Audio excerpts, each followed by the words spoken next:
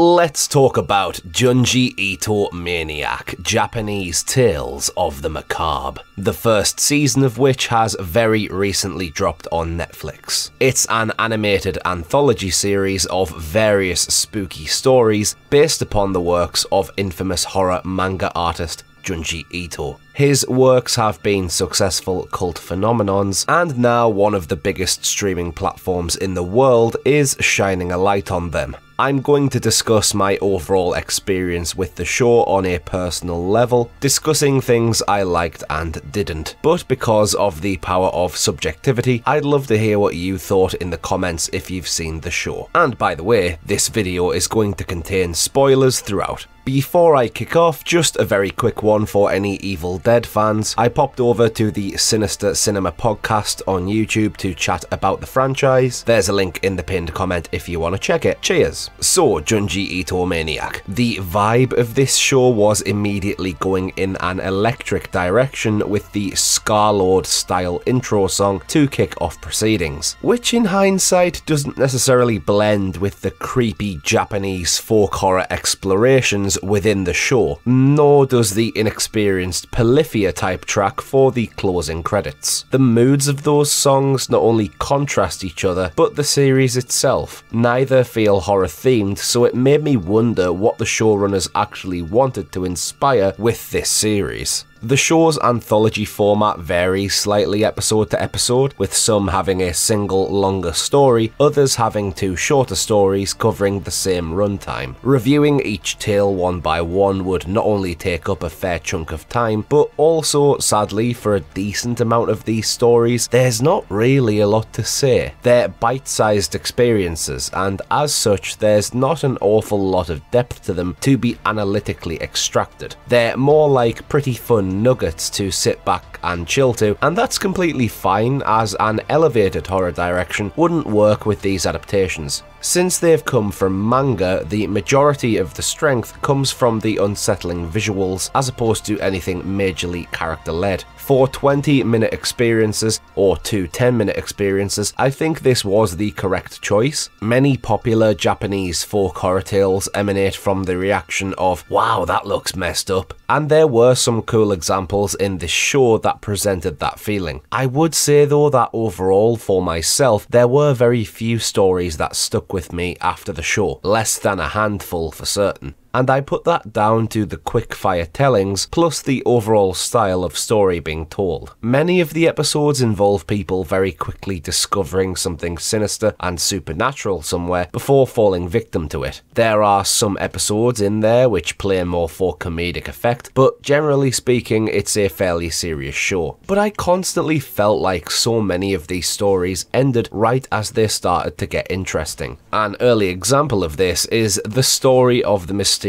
tunnel. We have a group of friends who enter, you guessed it, a mysterious tunnel. Though one of the kids lost his mother in that tunnel, so is hesitant in wanting to enter. We experience some creepy little moments here and there until the episode's climax, where we discover that the tunnel sucks people into its walls and floor, leaving behind bloody patches. So that's a fairly decent concept, and you can totally appreciate the simplistic scary pitch of, don't go into that tunnel because you won't come out. That's cool, and the fact that the tunnel consumes those who enter it is also cool. However, that's as deep as this story goes really. It's not going to strictly leave you scratching your head wondering. Its concept and execution are self-contained, and then it's onto the next micro story where the same thing happens. It kinda dampened the impact of the experiences to me, and so often my immediate reaction to the stories was, oh, that was it. Take for example the episode The Long Hair in the Attic. There's an attic, obviously. In the attic is a dismembered head whose hair pulls it around. Oh, that was it. Really freaky looking monster, but that was the extent of my thoughts on it. Another episode, Endurable Labyrinth. Two backpackers accidentally come across an ancient religion and join them, where they find a tunnel full of mummies. Oh, that was it. See there, the pitch of there's this tucked away religion where people join and don't come back was pretty tantalizing, but it just wound up being rather anticlimactic to me. One more example, Headless Statue.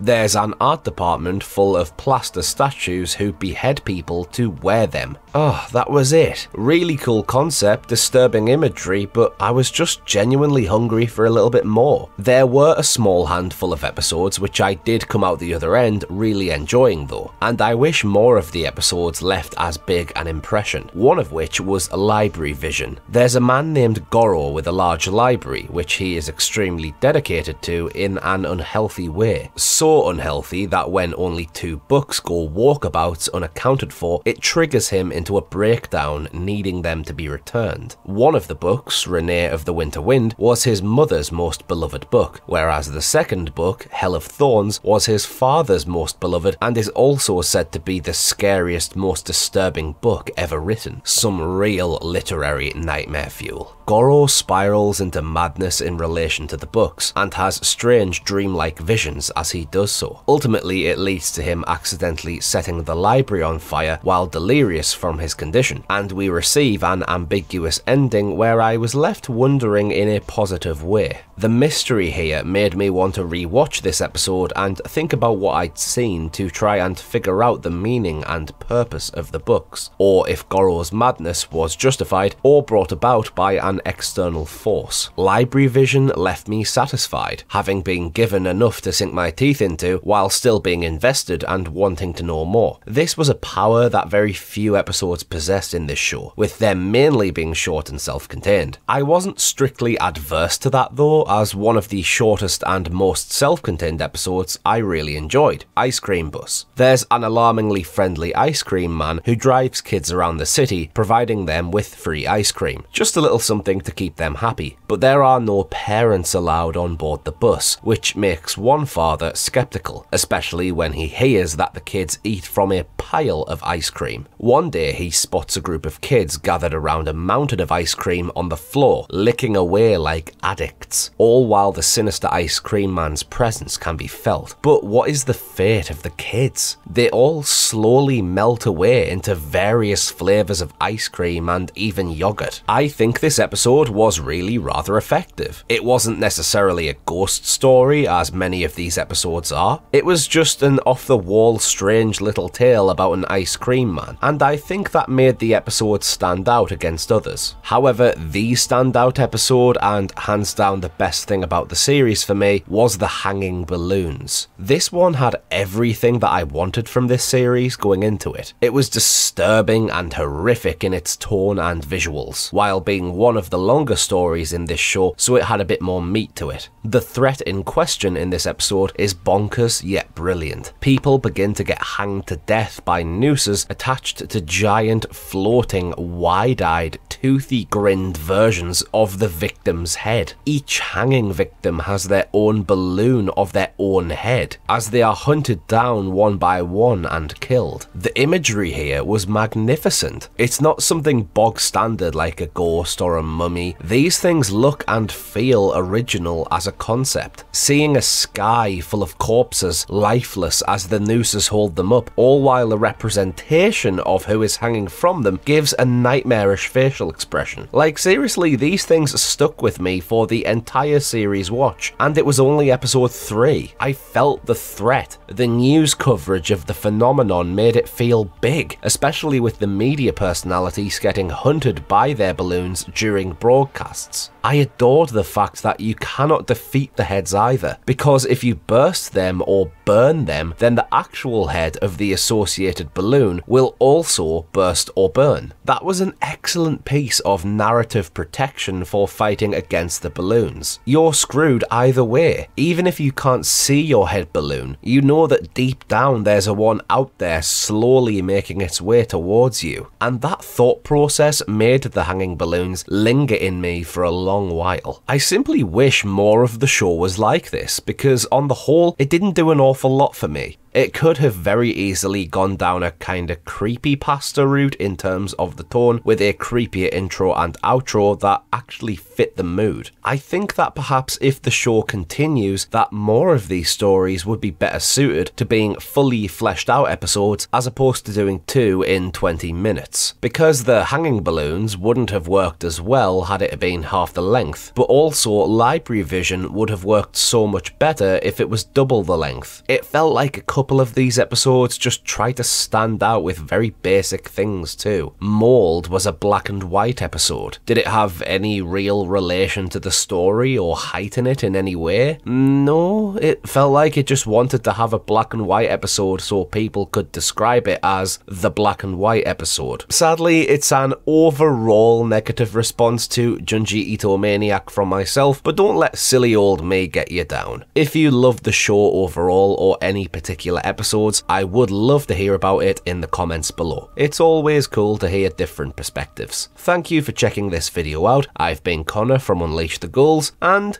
cheers out.